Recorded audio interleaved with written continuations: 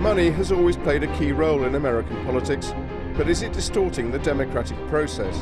As we reported last year, that's the charge made against Charles and David Koch, two secretive billionaires who've been bankrolling opposition to Barack Obama. So with 8 months to go to the presidential elections, has anything changed? Or could the Koch fortune win the White House for the right?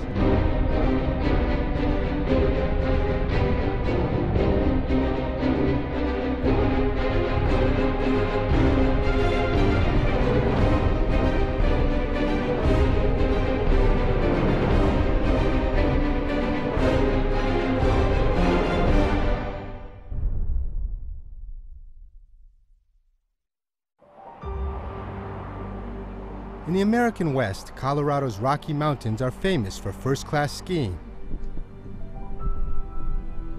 But last June, dozens of the richest people in America traveled to Vail for a different reason, to attend a secret meeting at this luxury hotel located in an exclusive community. I'm going to turn it over for a quick welcome to Charles Koch. Charles, take it away. The invitation-only gathering of right-wing funders and activists was convened by Charles and David Koch, billionaire owners of Koch Industries, a privately held oil, chemical, paper, and financial services conglomerate with revenues of $100 billion a year. Attendees at Koch meetings, held twice a year, are sworn to secrecy, but undercover recordings were leaked to a blog. What I want to do is recognize not all of our great partners, but those partners who have given more than $1 million over the last 12 months. The Kochs and their partners spent at least $40 million in the 2010 U.S. elections, helping to shift the balance of power in the House of Representatives towards right-wing Tea Party Republicans. In Colorado, Charles Koch urged wealthy conservatives to dig deep into their pockets for the 2012 fight against President Barack Obama. This is the mother of all wars we've got over the next 18 months. For the life or death of this country. They are radical libertarians, basically. They oppose big government. They think that the free market does better when it's unregulated. And the family's been pretty much in kind of complete opposition to everything that's been done in America in terms of progressivism since the New Deal. Jane Mayer, an award-winning reporter for The New Yorker magazine, wrote a groundbreaking expose of the Kochs in 2010. They will say that they are just simply purely interested in these kinds of politics for philosophical kinds of reasons, but the politics they favor also help their business interests.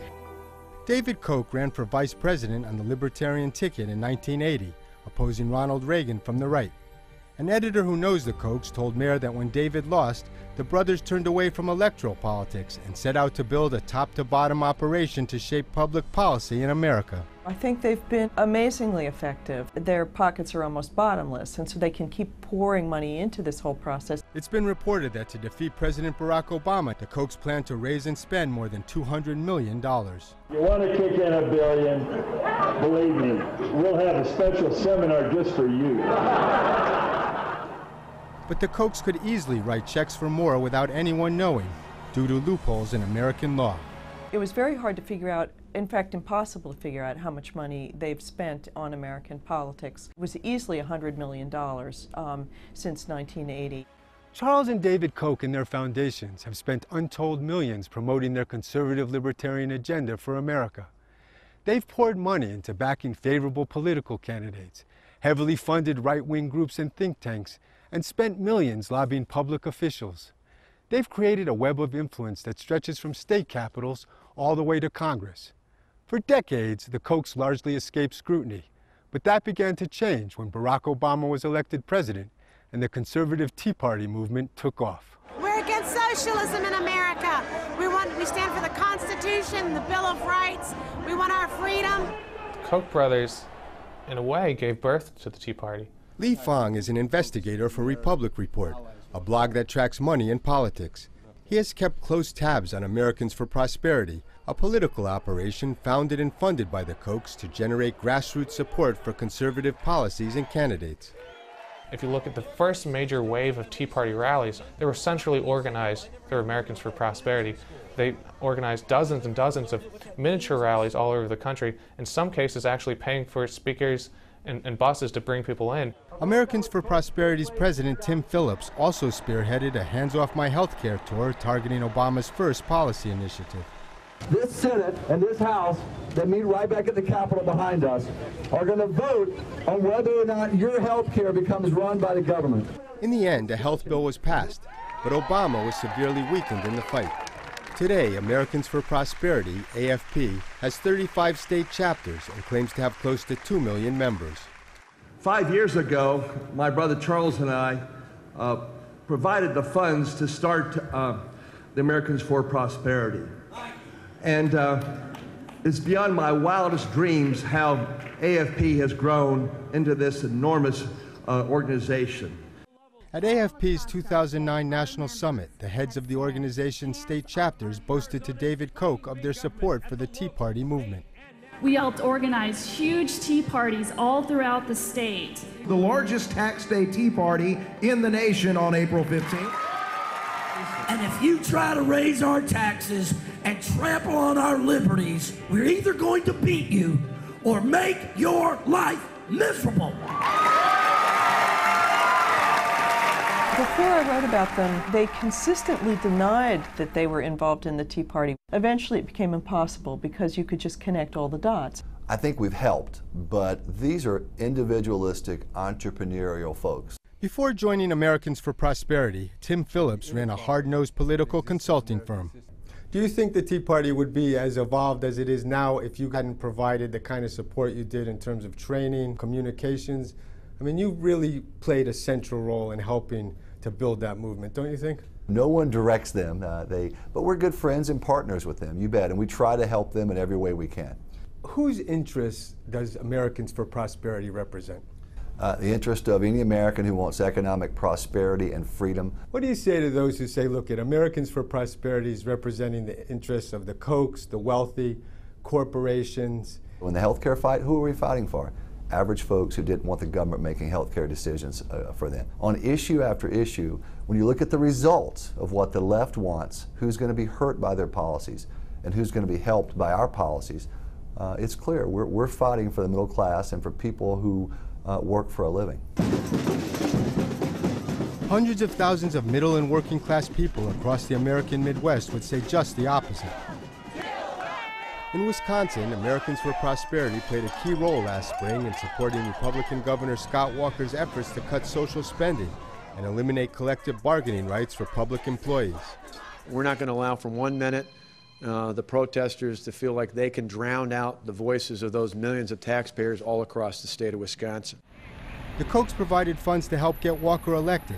Then when citizens marched on the state capitol and occupied it to protest his plan, Americans for Prosperity spent at least $500,000 on an anti-union ad campaign. Who decides Wisconsin's future? Voters or government unions? Governor Walker has the courage to do what's right for Wisconsin. Stand with Walker. Do you need a ride to the polls or anything? When Walker's anti-union bill passed, the unions and Democrats responded by trying to remove Republican legislators in a special recall election this past August. Middle-class families and working families across the country need to start standing up to what we're seeing. Phil Neuenfeld is the Wisconsin president of the AFL-CIO, the largest union federation in the U.S. It spent millions of dollars in the recall to counter millions pouring into Wisconsin to back Republicans. And thank her for balancing the budget and reforming government. From Americans for Prosperity and other conservative groups. We are operating under full disclosure. We are saying where our money is coming from. We are saying what our money is spent on.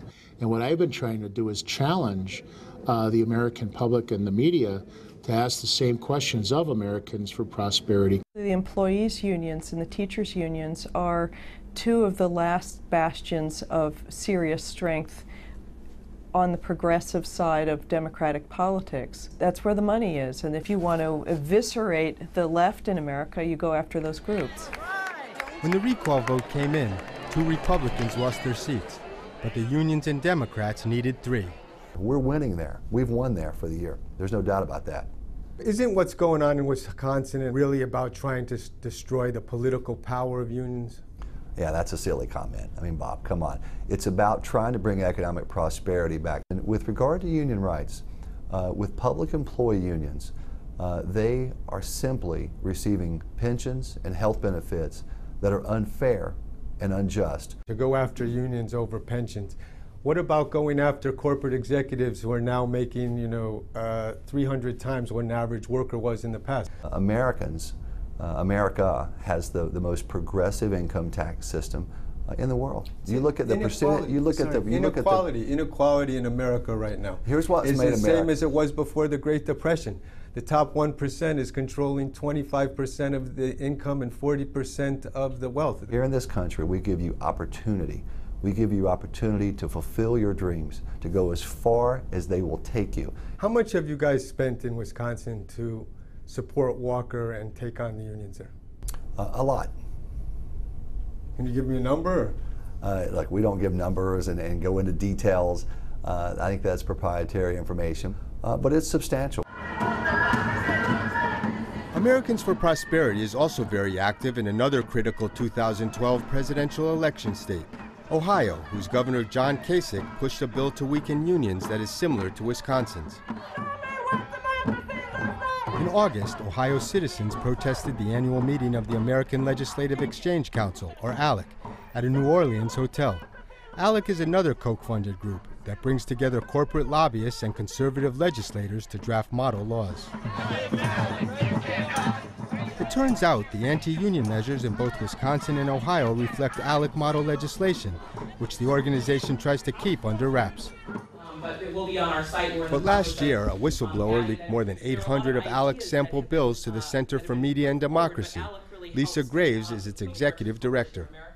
What happens here through ALEC is that these corporations are actually voting, pre-approving these bills. Then these legislators go along with this system, introduce these bills in the state houses, and don't tell the public at all that those bills were pre-approved, pre-voted on by corporations. Voter ID laws passed last year in Wisconsin and 4 other states that make it harder for minorities, students, and the elderly to vote were based on an ALEC bill. When you got this trove of model legislation, what surprised you most about it? It affected nearly every area of individual rights. The bills affect healthcare rights, the protection of the environment. Many of the bills that have been produced by ALEC reflect Koch DNA, what I call Koch DNA, because it reflects this free market fundamentalism. The Kochs have provided about $1 million to the organization, along with a $500,000 loan when it was floundering. The reason I think ALEC was such an ingenious idea is that a little money goes a long way in the states. You can really have influence in state legislatures by spending. It's a lot cheaper to buy than Congress is. ALEC, like the Kochs, would rather avoid the press. We were denied media credentials for the New Orleans meeting, but went anyway to find out why sessions are closed to the public and to follow up on our request for an interview with a representative from Koch Industries. Why can't you credential me? We're focused on domestic issues at this time.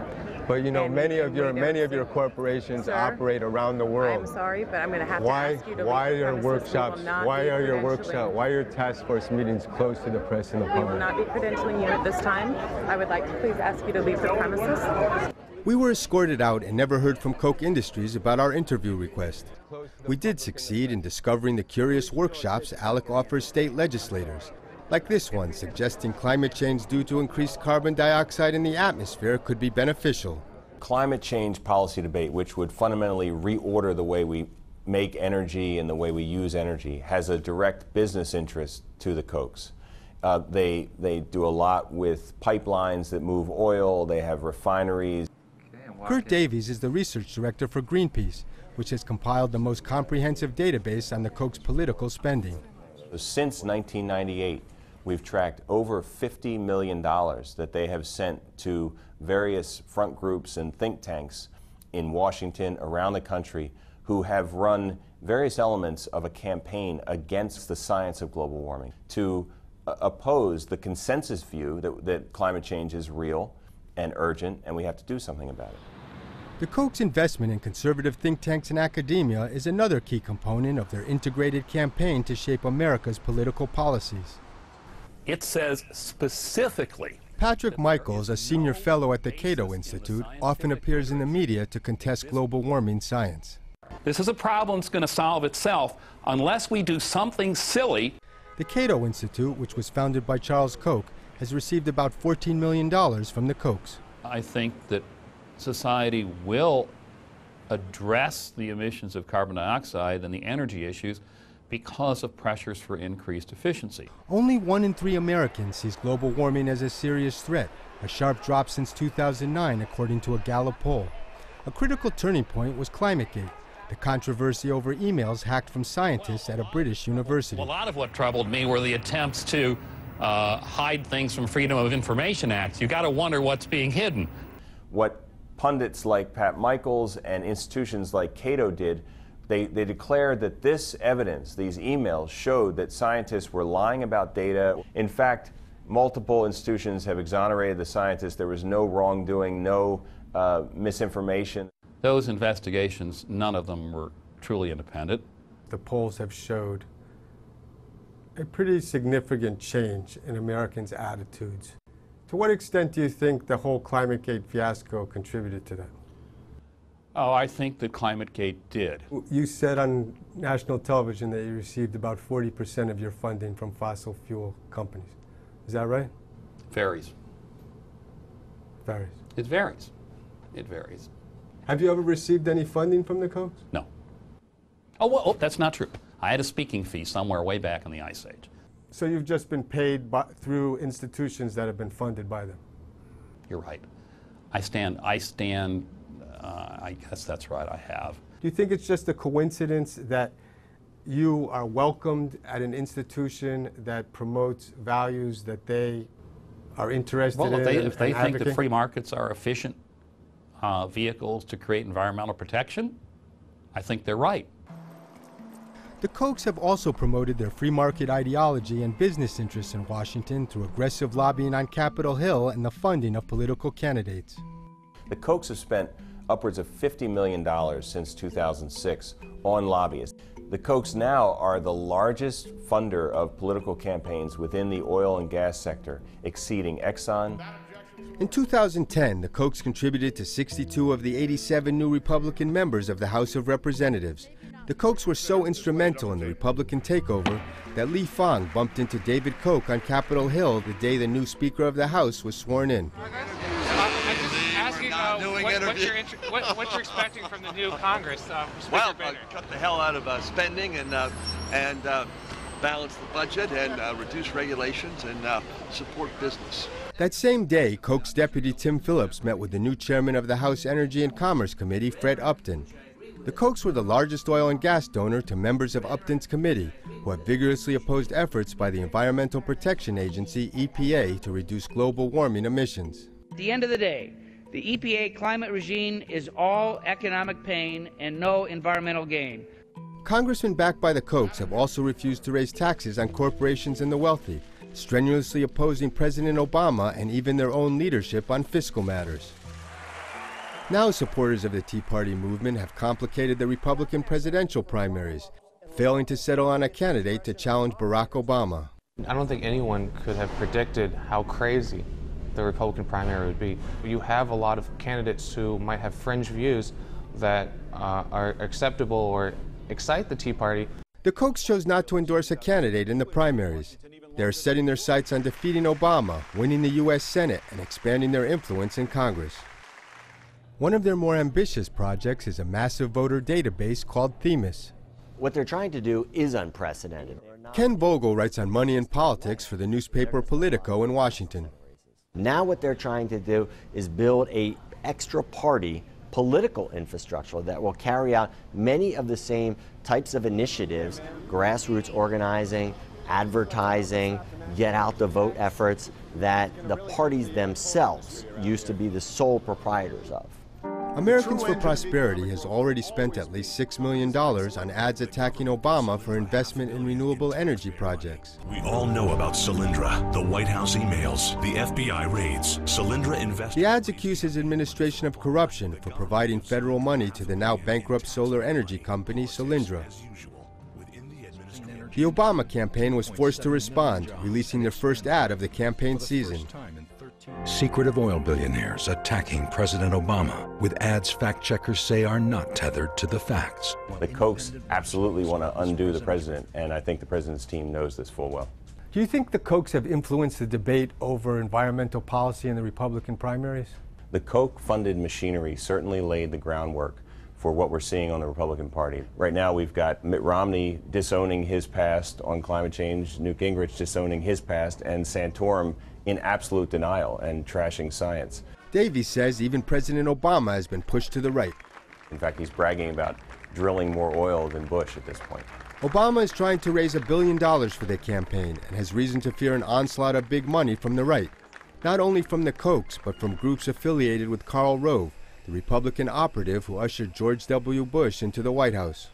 Karl Rove has talked about raising upwards of $300 million for the groups that he sort of loosely oversees. I would not be at all surprised to see the Kochs match that and probably exceed it. Preparing for the general election, Koch-funded organizations and Tea Party groups have teamed up at the Supreme Court to protest the constitutionality of the health care law passed by Democrats in 2010. I think the Koch brothers are trying to reignite the Tea Party. They're hoping that even if the Supreme Court comes down in favor of health reform, that this will enrage the Tea Party and they can harness that anger into votes this November. The Kochs are also hoping to tap into anger over rising gas prices. Been from Florida to Montana, Ohio, Wisconsin. Americans for Prosperity tours the country blaming high gas prices on the Obama administration's energy policies. But others blame speculators for high prices, to which, again, the Koch brothers may have a connection. There's no doubt there's speculation in the oil markets. Nobody disputes that there is not only speculation, but the key word is excessive speculation. Michael Greenberger is a law professor and a former director of the Division of Trading and Markets at the Commodity Futures Trading Commission in Washington. When a consumer drives by a gas station and sees gas at $4 or more a gallon, what do they need to understand about high gas prices today? I would say at least $1 of that, and probably more, goes into the pockets of the speculators. Koch Industries has a financial arm that's one of the top oil traders in the world. But due to a lack of transparency in energy trading markets, only the company knows how much it speculates in oil. We wanted to ask Charles and David Koch about that, but they declined our request for an interview. However, these reports reveal that Koch Industries has been lobbying to shape commodity trading rules that were mandated by a 2010 financial reform bill. I'm almost certain they are not lobbying to make it stronger. They are part of a very large constituency that is trying to weaken all the regulatory gains we've made over the last few years to make these markets honest and fair. What do you say to the argument that the reason you're out here goes back to the fact that the Kochs are involved in speculation and that that's a way to divert attention from them? It's an interesting argument. When you're losing on the issue, you resort to trying to go after motive. They're going to win or lose based on the merits of these policies.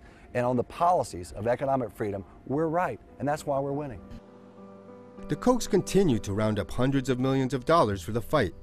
This past January, they held another one of their secret meetings with wealthy conservatives at a lush resort in Palm Springs, California. The meeting in Palm Springs, by all accounts, was huge and a pivotal fundraising event. New attendees included the casino magnate Sheldon Adelson, who has supported Newt Gingrich to the tune of $16.5 million in the primaries, and Foster Friess, a wealthy financier bankrolling Republican Rick Santorum.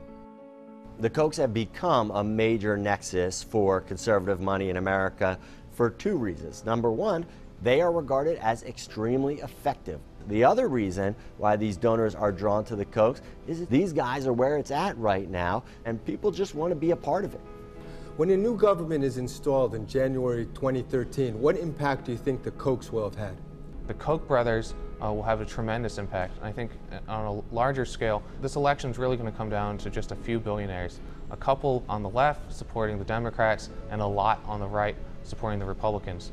And I think in 2013, people will look back at this election as the greatest one bought and sold.